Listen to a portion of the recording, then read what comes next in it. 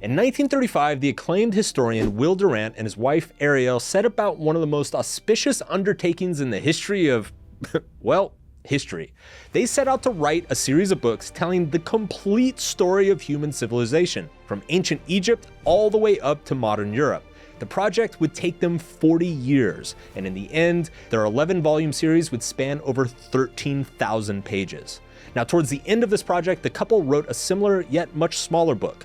The 100-page book was called The Lessons of History, and it chronicled the most interesting patterns and takeaways that they had learned from spending their entire lives studying the span of human civilization. Now, that book is a treasure trove of insights into humanity and the natural tendencies of human societies. And one of those takeaways has stuck with me my entire life. The Durant said something like this: as technology advances, it promises greater equality, but always creates greater inequality. And this is because it disproportionately rewards people of higher skill and effort. Basically, the highest performers leverage the benefits of new technology before everyone else, gaining most of the benefits. This has been true throughout the millennia on every continent, in every culture, from the invention of the wheel all the way to the microprocessor. Today, we live in another age of insane technological advancement, and as always, the highly skilled and most driven are being disproportionately rewarded.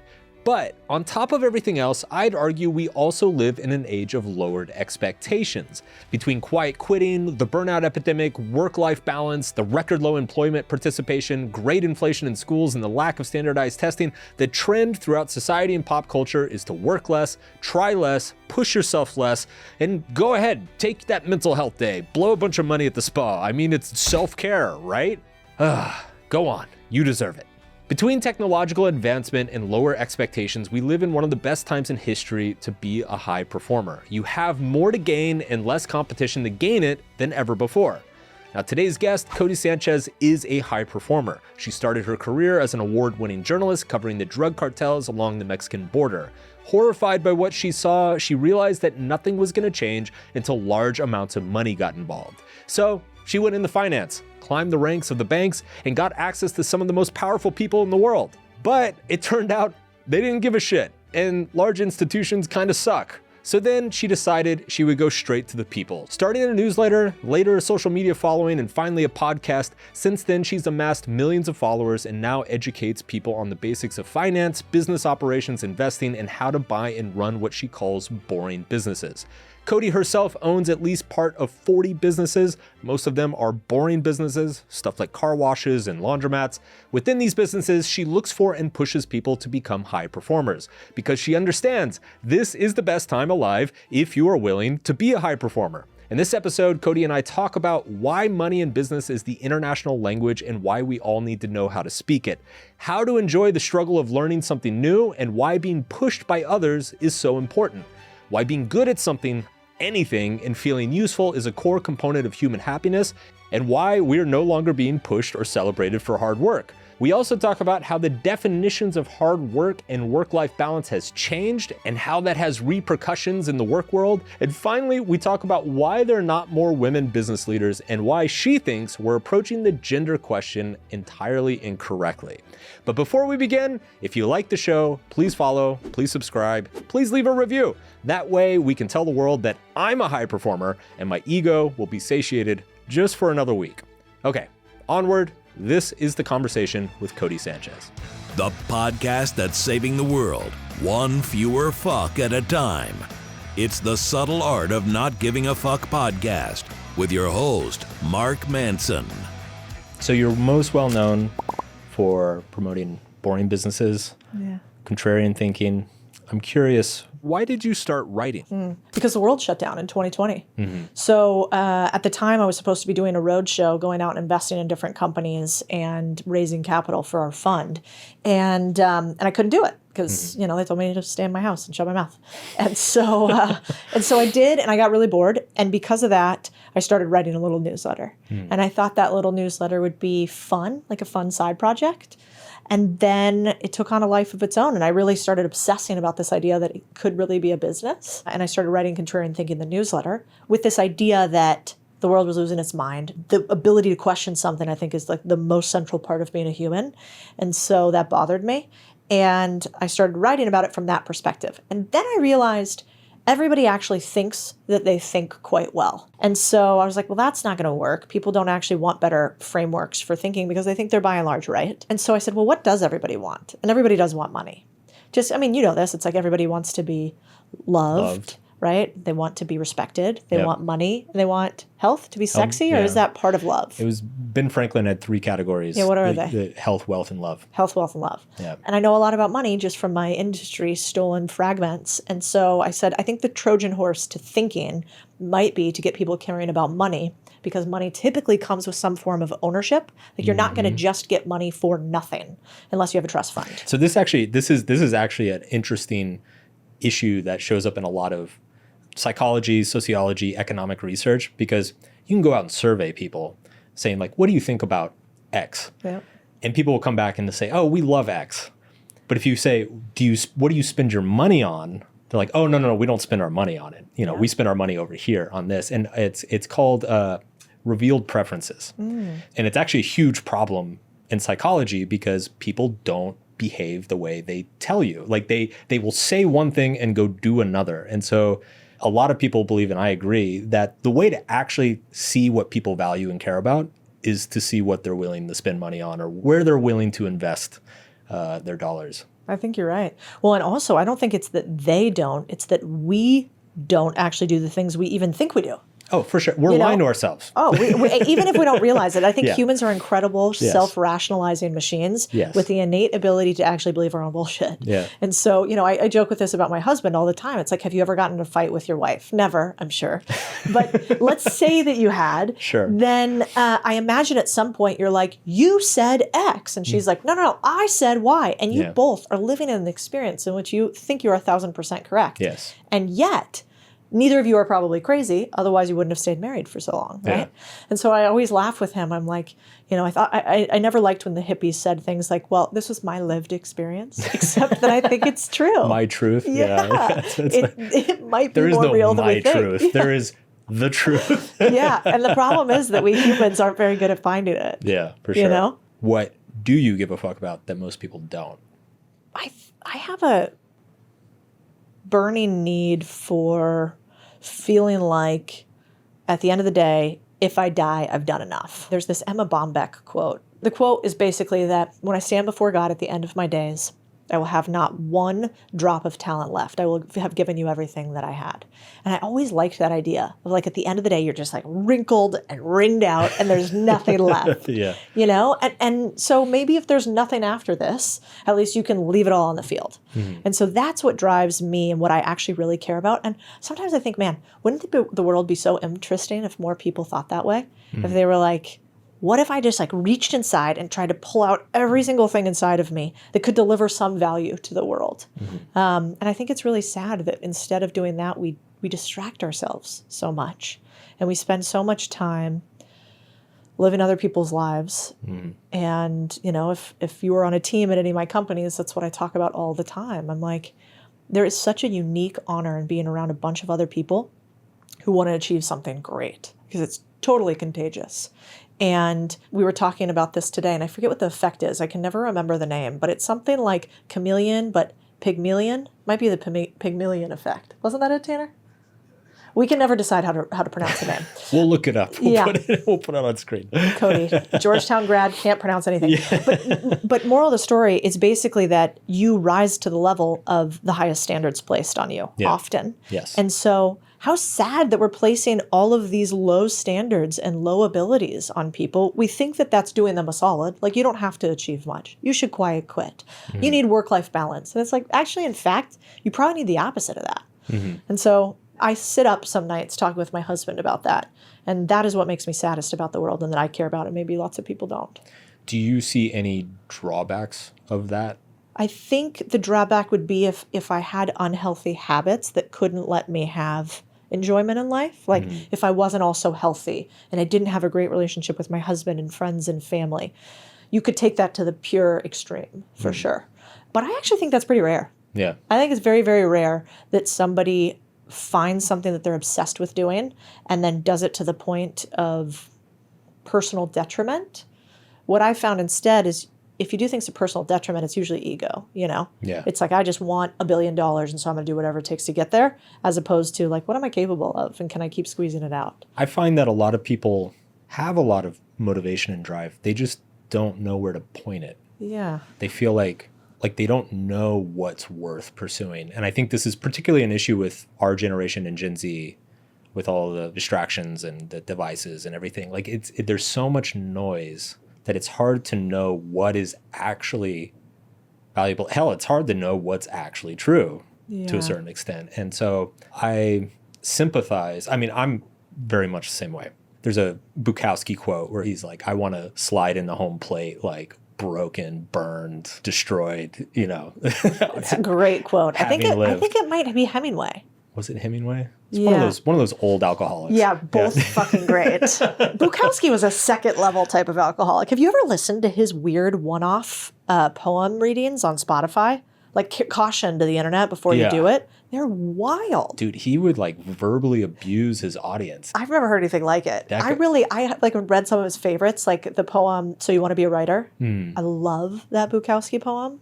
But then I went down a rabbit hole and was like, I don't know if I should tell people I like this guy. He's a dark guy. Coming back to that drive to like push yourself to get the home plate, having given everything. What does that look like for you? Like what are those missions or causes in your life? Well, it does, I'm sure, come from a place of some ego that I think I could actually affect the outcome of things that exist in the world, which I'm not entirely sure on, but it'd be fun to try. Sure. But first and foremost, the whole reason we call the company Contrarian Thinking, because it's awful to spell, it's way too many vowels, like it's a terrible name, is actually because I sort of believed in this mission. Like, how can we get people to question everything, including me, including all of us? I started off as a journalist a million years ago along the U.S.-Mexico border, and I was covering human trafficking and drug smuggling, and saw a lot of dark things. And I also saw what happened when we don't have a group of humans questioning things on all sides. And so one of my big missions is, can we try to just not even tell people what to think or how to think, but just get them thinking? And that is a huge mission for me. And the second thing that I've been obsessed on lately, because we'd like to have kids sometime in the near future, is what are we leaving for them? Yeah. You know, I'm sure you and I will be fine. And maybe even our kids will be too. But I look at what's out there right now for like young women and young men. I don't have the lived men experience, but it's like, who's the role model here? You know, are you nip tucking your way to 13 different body styles a la the Kardashians? You know, are you listening to people who have sex specific podcasts and thinking that that's going to turn out well for decades? So my newest phenomenon is, I think I'm going to host a little event here in Austin, kind of trying to figure out, what is this generation dealing with? Because we got damn lucky. We didn't have iPhones and social media like they did when we were in formative years. Right. And I don't think anybody can say it's not fucking people up immensely. Yeah. And we have to push back on it. And the only way to push back on it might be social media, which is wild to think about. What was your biggest lesson from covering the human trafficking at the border? That money is the ultimate equalizer. That it's not actually, you know, my last name is Sanchez. The women who were being brutalized last name were often Sanchez or Juarez or things very close to that. And it wasn't that I was American and they were Mexican. It was just, I had resources, like middle-class American, nothing crazy resources. Yeah. But I had it, and that meant that I would never go into a shallow grave with no headstone on it. And did that influence your decision to go into finance? Yep. Otherwise, I would have stayed in journalism. I was very set on, you know, I went to the Walter Cronkite School for Journalism at ASU because it was one of the top schools. And then when I covered one particular story about elderly members of society getting left along the U.S.-Mexico border because they couldn't cross with their family. You know, they were getting caught, right? And their younger members weren't. And so, and they lived in these hovels, like the senior care centers along the border were atrocious, and we covered one. And I remember vividly, her name was Carmelita, and she wore this little beanie, and she lived on this like cot, couldn't really get up. I mean, no doors or screens on the windows, just an awful place. And she had lost her family like 10 years ago. She'd been there forever. She's kind of starting to lose her wits about her. And I wrote a story about her, and it got a bunch of press. And then I went back to give her the awards and some of the cash and this like teddy bear and whatever. And she was like, this is amazing. Now that America knows, you guys are you're gonna help, right? You're gonna fix it. And I was like a 21-year-old idiot. Right. And so I had no idea what to say to her. Yeah. And so that I couldn't rectify that. Yeah. And it was like the only thing that would have actually helped her wasn't awareness, it was cash. And, I didn't have it. And she was never going to have that in her lifetime. And she's since passed. So I think that moment stuck with me. So I feel like I'm connecting the dots now. It's this money's the great equalizer, go in the finance. Oh, wait, Goldman Sachs doesn't give a shit about poor Mexicans at the border. Not a direct correlation, really. Let's go straight to the people. Yeah. Is that the path? Yeah, I think I needed to understand. I believe the quote, I think it's like, it might be Jordan Peterson, where he's like, go get money before you change the world.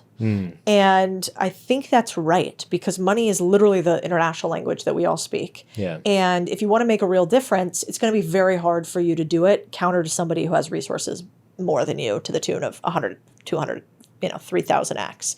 And so that was my thought. I was like, well, I'm going to go figure out money, because if I have enough of it, then I can assert my will on the world. And I think that's what money allows you to do. It's just an ability for you to push back when somebody pushes on you, or vice versa. So I wanted to climb up the rings of corporate finance to understand that. And I'm not naturally math inclined. I was a little peon when I was at Goldman. It wasn't like I was some big, I didn't go that far there. I was there for like less than 2 years. But I got to see a lot behind the scenes, which eventually led me to believe that actually none of that stuff is that hard. Yeah. It's that they create a barrier and a totally different language in order for you and I to not be able to participate.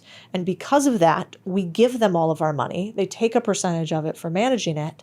And the cycle continues of like the few owning everything increasingly.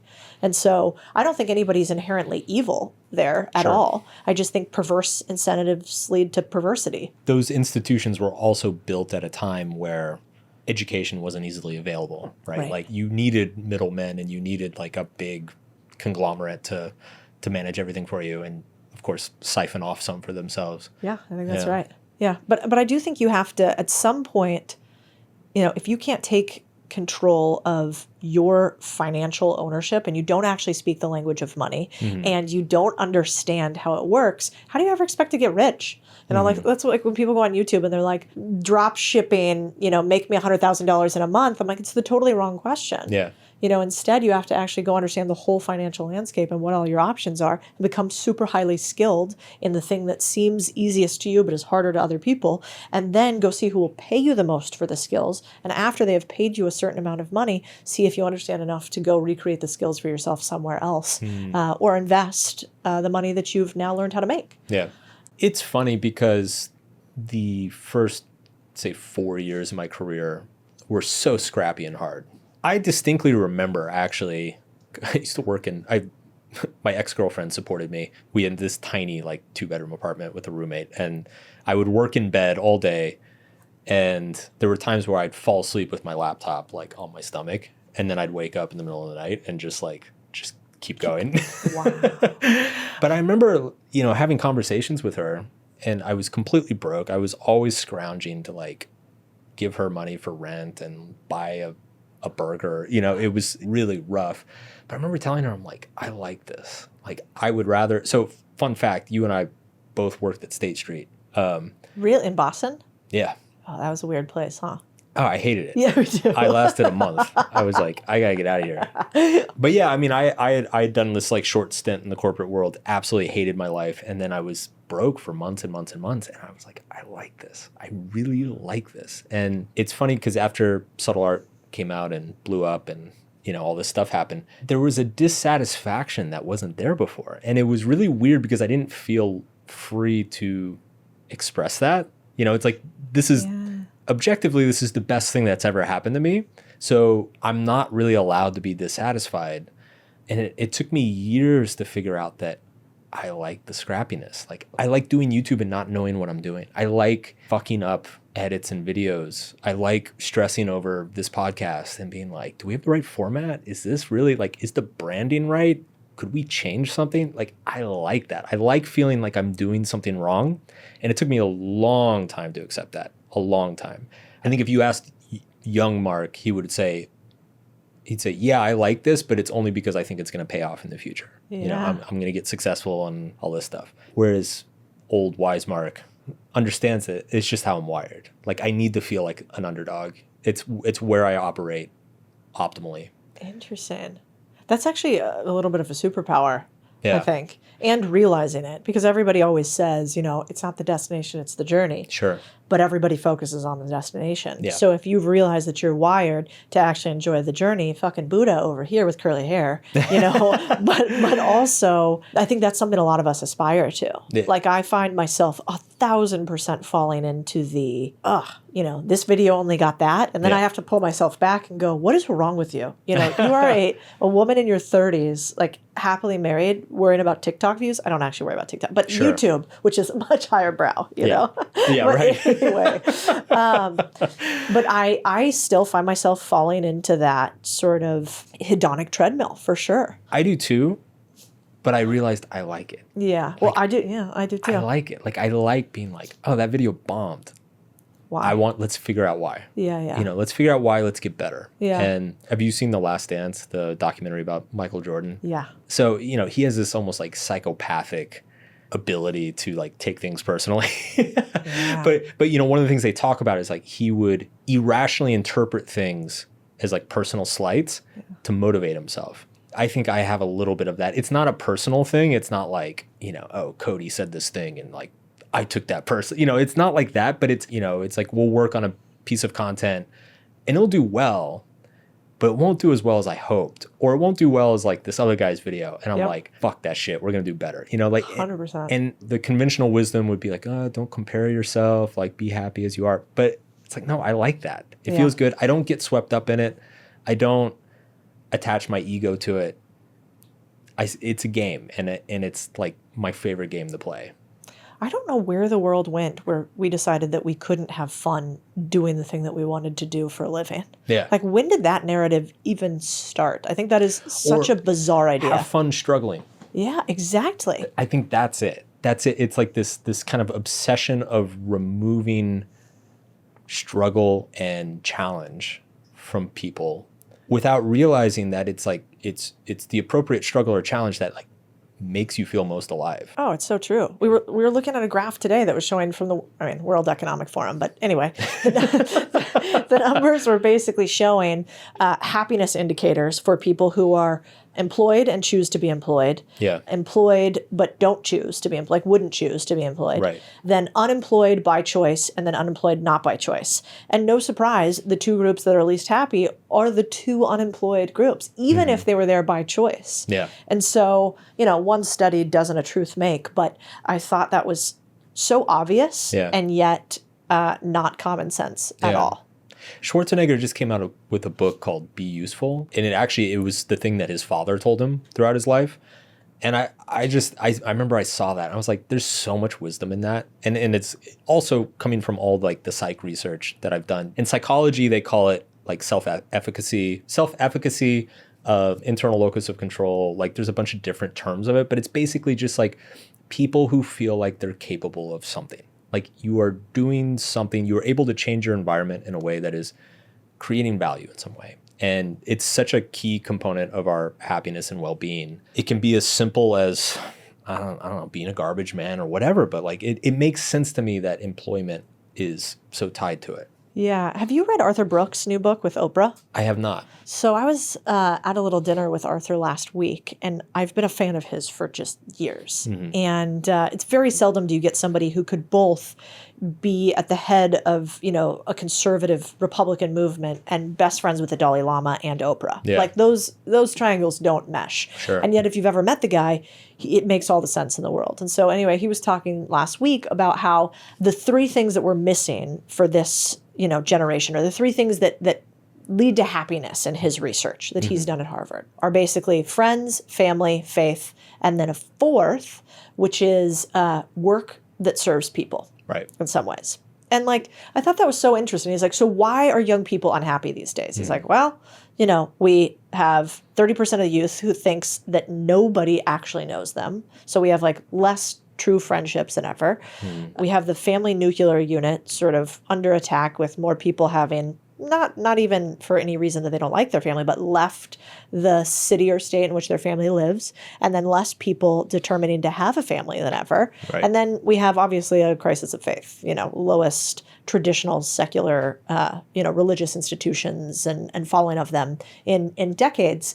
And now this sort of idea that you shouldn't actually spend that much time at work, that you need work-life balance, that work is just a means to an end, not an end of itself. And so I thought that was fascinating. I'm like, actually, that makes all the sense in the world why we're more, anxious, depressed, unhappy. This is one of those stats that people just don't believe because it kind of goes against their intuition. But if you look at the average hours worked by the American people, it's the lowest it's been in a century. Is it really? Yeah, it's people work less today than ever before. I think it doesn't feel that way for two reasons. One is commutes are longer than ever. And two, because of devices and email and everything, people are still checking email at home. They're getting on email before bed. They're like checking Slack after dinner. Yep. So they don't feel like they're checking out. But if you actually look at how many hours are being technically on the clock, it's the lowest it's ever been.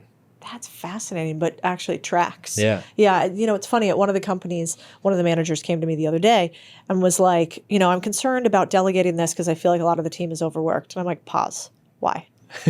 And he's like, well, I think they have a lot going on. There's a lot of work. I'm like, let's categorize because words are important. Words mean things. Sure. And like definitions, it seems like we've forgotten definitions for words. And so then we get confused. So I'm like, okay, what do you mean they're overworked? He's like, well, they seem like they have a lot going on and they're overwhelmed. I'm like, is anybody in the office before 8 a.m. or after 6?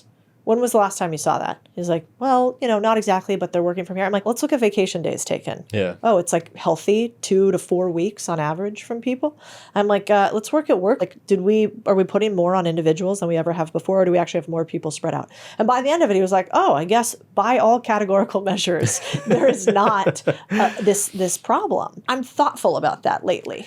Like, not even letting your team say the words, I'm overwhelmed. It's like, have you properly prioritized? Like, and how do we work through that as opposed to labeling yourself as an emotional state? Yeah. So I see this topic is coming up a lot more. So in psychology, it's called the prevalence inflation effect, and it's particularly important in relation to mental health.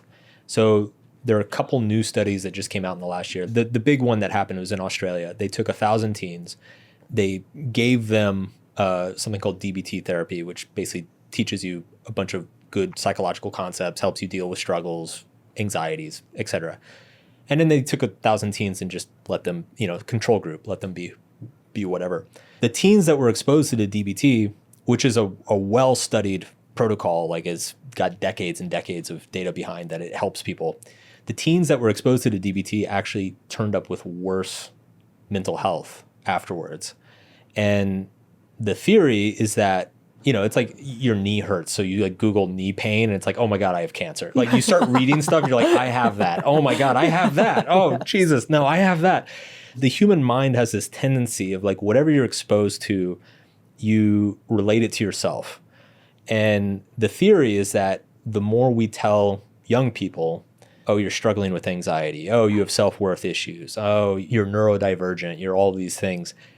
They start looking for experiences that justify that definition of themselves, which it's just naturally human, right? Yeah. But then once you identify with that, once you start telling yourself, oh, I am an anxious person, or I do have low self-worth, your experience matches to justify that belief. Like you start looking for experiences to continue to justify that self-definition. So it actually backfires. There's almost like such a thing as too much awareness of mental health. There's like a threat, there's like a Goldilocks zone of you want to be aware enough to not just be oblivious to your problems, but you also don't want to dwell in your problems so that you don't accidentally look for mental health issues without realizing it. That makes so much sense. Yeah, I don't have any of the psychological underpinnings for it, but you can see it. I imagine the work-life balance thing makes sense to me because it is such a hot topic. It's everywhere, there's on social media, there's stuff going viral all the time of people being like, I'm overworked and blah, blah, blah. Yet you go to the data and it's like average work hours are, at worst, they're the same, if not lower than they used to be. Well, you know what the good part about all of this is? if you are a performer, there is no better time in history, I think, than right now to perform, because the bar is set so incredibly low. Yeah. I mean, if you say you're going to do a thing, you do the thing. If you ask for feedback when you mess up and then change according to said feedback and then continue to try to learn more so that you can succeed, like you're the top of the food chain. Right. You know, I saw the stat the other day that there's never been more companies created than since 2020 on a total basis, but also like per population basis. Yeah. So we've had this massive inflation in the number of companies created. Simultaneously, it's never been harder to create a profitable business. Probably because proliferation of the internet, right? It's there's so much less of a moat to starting a business, but also because I think we're starting to lose that ability to be resilient, to keep going through a really difficult time and succeed despite the odds. Yeah. But if you're like a hard charger out there wanting things out of life, if you can limit distractions and you can continue to get a little bit better continuously and execute, man, you are ahead of the curve. For sure. Why aren't there more women like you in the business world out there, I guess, being a role model, but also just being there? I mean, you worked at Goldman Sachs. I imagine there were not a whole lot of women there. Yeah. In the creator space, especially in the make money kind of business advice space, you're the only woman that I'm aware of. Why is that, do you think? Something I'd like to change. Yeah. I mean, like 65% of our audience is men. And I'm agnostic. I don't care what you got between your legs. Like, I hope if you're a good person, you make more money. That's awesome. I don't know. I mean, I do know that there's this weird phenomenon that a lot of the women that I see that are talking about business are talking about like touchy-feely nonsense. You know, it's like manifest your way to your first million, which like, I don't know, maybe never worked for me. Like, I don't know. If only it were that easy. It's just not great. Maybe we're at the beginning of it. You know, there was that whole movement there for a while, which was sort of like the girl boss movement, which like Sophia Amoruso sort of that's true. Like commercialized. But I think what happened with that is it became like, why is it called girl boss? Like, why does it matter what your sex is? Yeah. And so I think almost women, we shot ourselves in the foot because we made it about the fact that we were women. Right. You know, you're not like Mark Moss, dude. You know, you're just like, no, I'm Mark. Yeah. I think the biggest issue that I keep coming back to is that women just need to be talking about how to win and succeed no matter what, as opposed to that we are female. Right. Because I think that actually decredentializes us. And I think it makes men shut down too. Like, I don't think men want to hear about why you won because you were a female or didn't win because we're a little tired of that narrative. Well, it also shuts us out. Like, I remember my wife was a member of there was a group in New York that was like for like female business owners. Yeah. And she joined it and she was really excited about it. And it fell into that trap a little bit where every time she went to an event there, it was all about women's empowerment and equality and, you know, all this stuff. And she's like, I just want to talk about business. You know, like I've got business problems and I really I want to talk to other smart business people. And she ended up leaving the group, and I believe the group ended up failing eventually.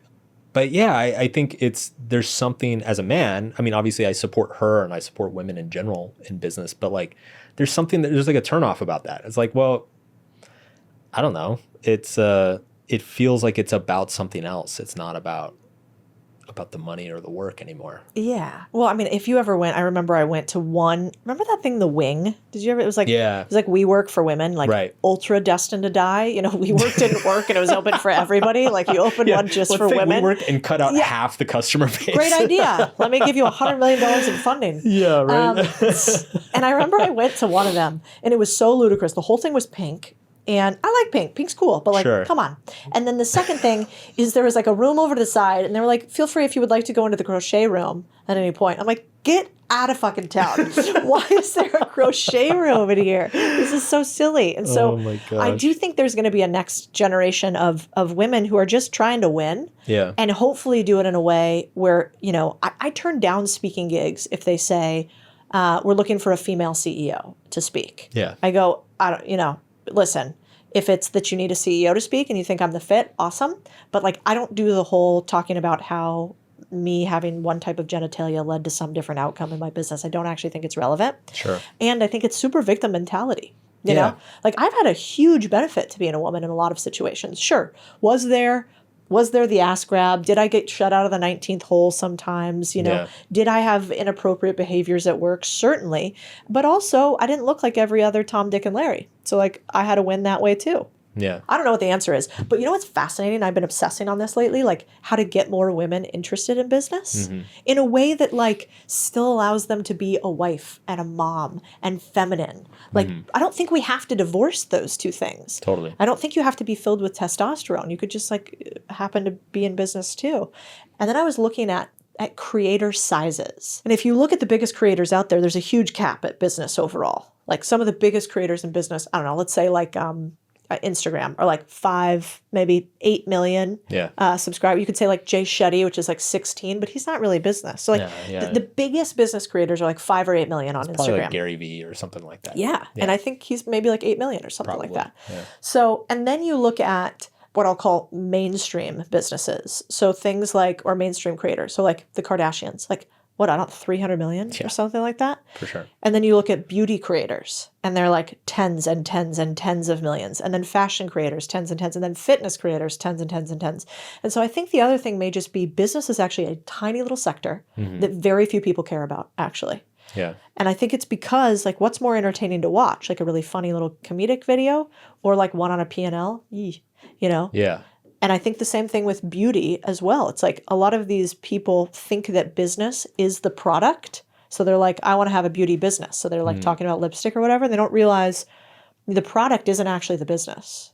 Like you could substitute lipstick for liquid death, for jeans. And if you understood the underlying business, you speak the same language. Yeah. So I'm curious to see if there's a way to connect the mainstream between the two. The interesting thing about that is that Gary Vee probably has more money than all those people, right? Yeah. And has a bigger business than all those people. Yeah. Minus the Kardashians. But Yeah, they're pretty big.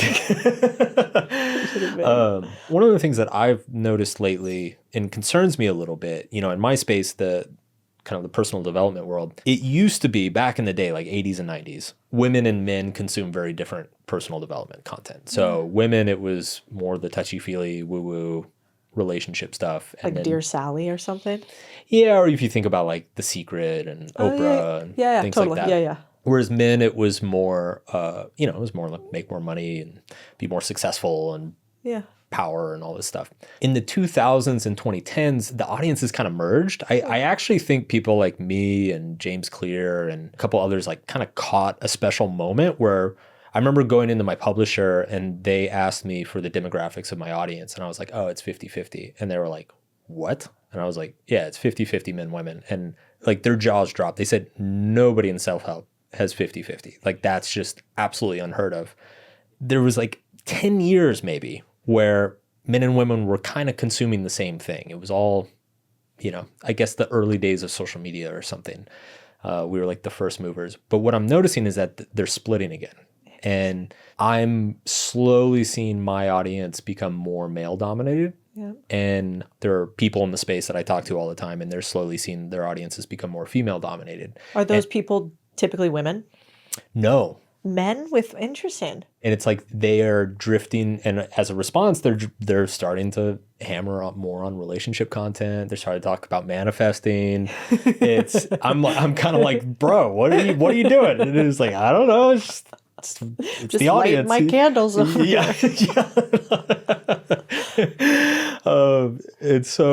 And I think this is happening kind of on a broader cultural level. There was like a recent survey that came out that was a little bit worrying that showed political beliefs between the two genders and That how was wild.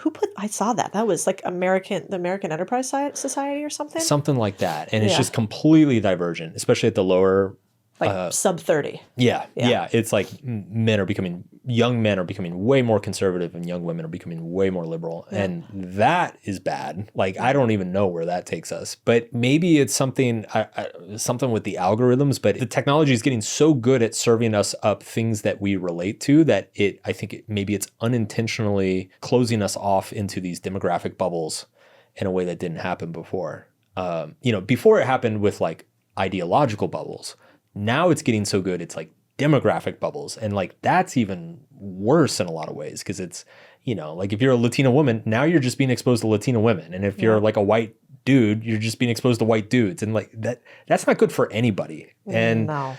so, yeah, I worry about that. I don't know where that's going. Yeah, it's also so shallow. Can you imagine if the most defining characteristic about you is how you choose to have sex, what skin color you are, and whether you have something that protrudes or inverts between your legs? Like, so uninteresting. Yeah. And so I find that I think you have to self-select and push back. And I'm not sure what the answer is to that. Social media is really bad at handling complexity, and it's really bad at handling ambiguity. Yeah. And I think in-person interactions, like we are naturally adapted to handle those things, right? So it's like if we're having a conversation and we kind of disagree about something, or I say something that's a little weird, like we can read each other's body language, we can sense each other's emotions, you can kind of figure out like, oh, well, he probably didn't mean it that way, you know, he's a good guy, you know, let's just change the subject or whatever.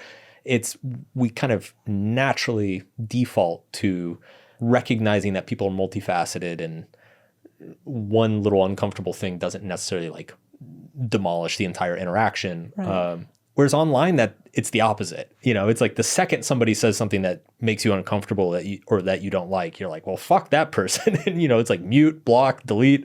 And of course, those little micro communications, facial expressions, body language, tonality, like those don't get conveyed either. People are viewing you out of context. And so they're projecting their own personal context onto you when they watch you or read you. And oftentimes their personal context is not a charitable one. And and so we tend to easily see the worst of people or assume the worst of people online. And I don't know what we do about that. You know, it's a genie, you can't put it back in the bottle. I've just kind of defaulted to like talking about this as much as possible, like just educating people as much as possible so that we can kind of adapt ourselves. You know, I see stuff on Twitter, it pisses me off, and I just try to remind myself, these people are complicated, they're complex. This is literally 2 sentences.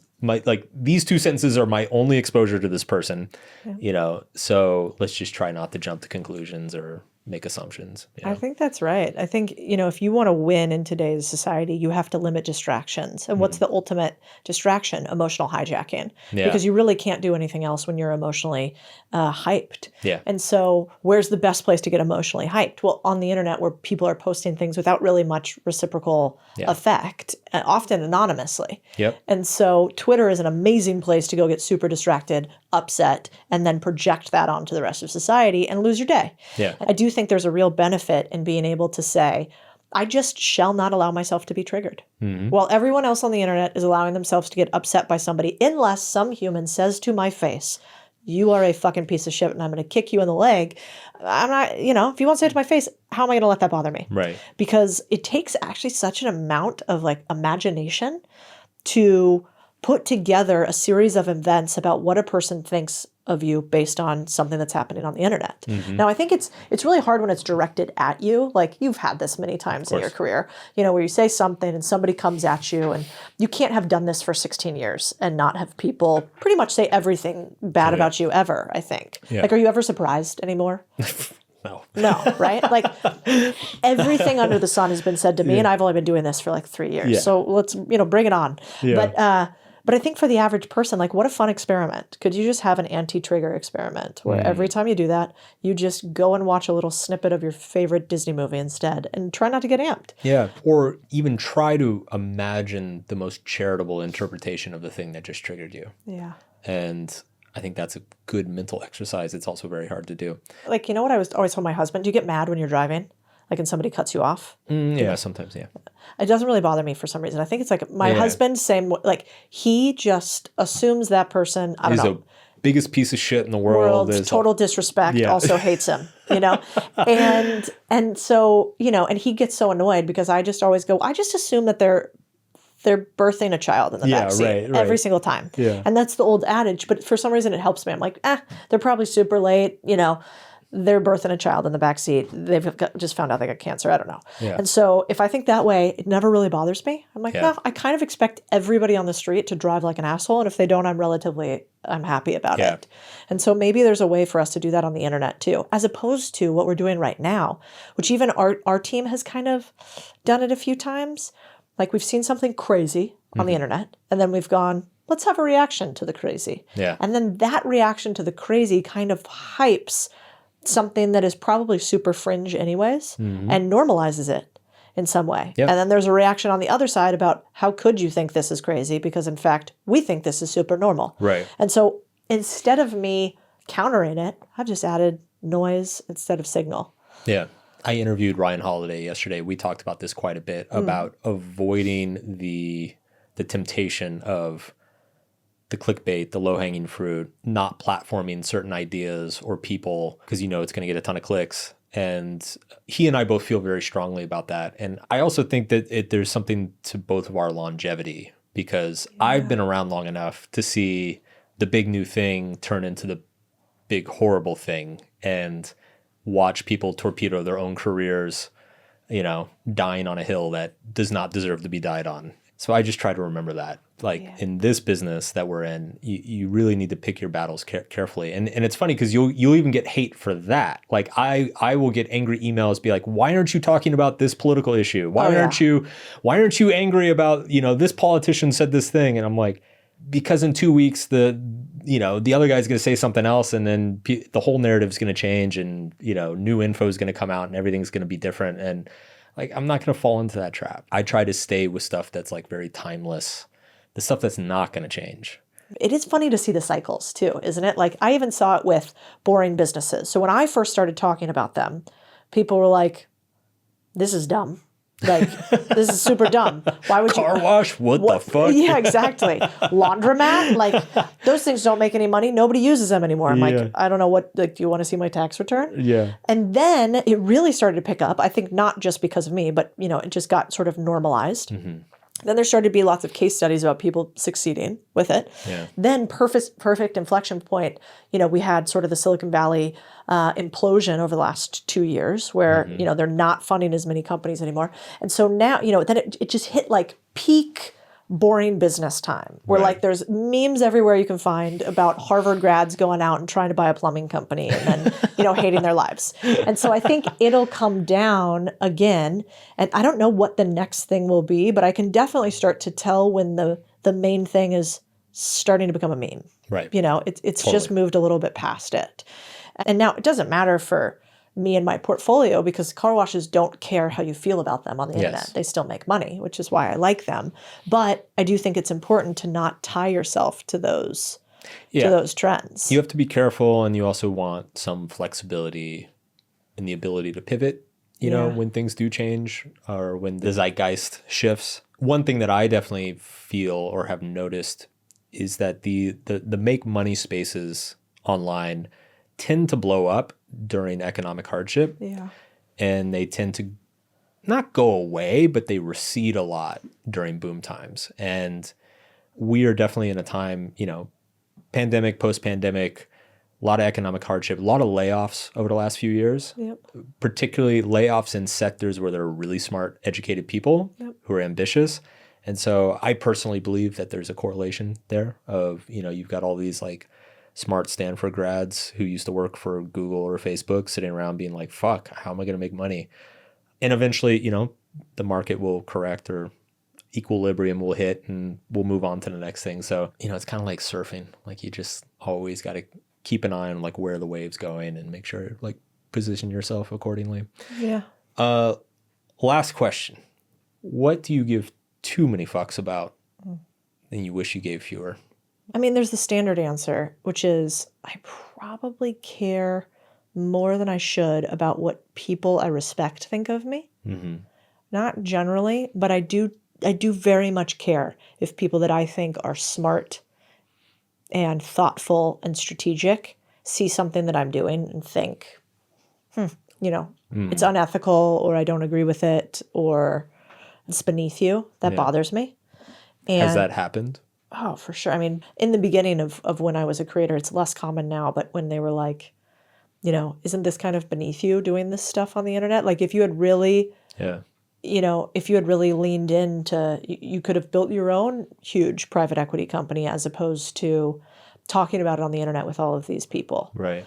And so that does still bother me somehow. I still am in a search for, you know, credentials from the people that I care about. And I think it's a little bit of a female thing and an immigrant thing. It's like, well, let's make sure I get the MBA from Georgetown. Yeah. Let's go to Goldman. Let's get the certifications. Build the resume. Yeah. Right. It's very silly.